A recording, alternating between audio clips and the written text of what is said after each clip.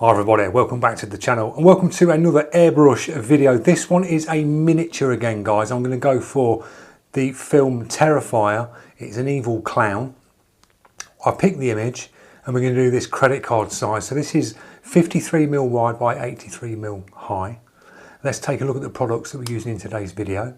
Enjoy the video. This one's going to be a time lapse, so I'll see you at the end and give you a little chat at the end on how I did it.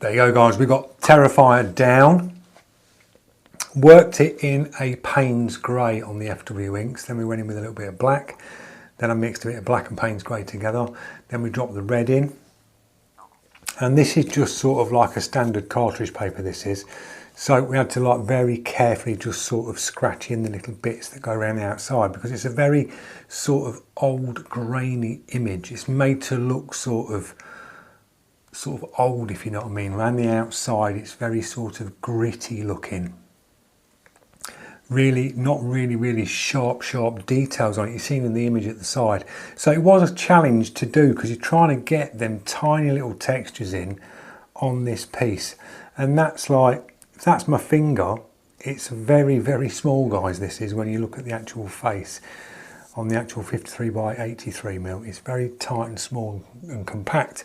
But we got it down. We used the Giraldez Infinitec, the CR Plus on a 1.2, running around 10 psi. Sometimes I was just tweaking it down a bit. Definitely have to keep testing your paint when you're working down on these miniatures like this and get your paint consistency absolutely bang on, because you can spider it very quickly when you're running low pressure. And if your paint isn't quite right, it will give it that same sort of spider effect, but gritty, and it will splatter out slightly. So you're just trying to find that balance in between. The Payne's grey ran well, the black was a bit of a pain. I find that with the black and the white in FW, you really have to overthin it to try and break it down, because they're like very pigmenty and they can go very gritty. So you really have to wash them out, but then you've got to start dialing the pressure. So you're always just tweaking the pressure and going backwards and forwards to your test panel, but you can get them down, guys. So hope you've enjoyed it. If you're liking the content, click that subscribe, press that notification, drop your comments, and I'll see you in the next one. Cheers.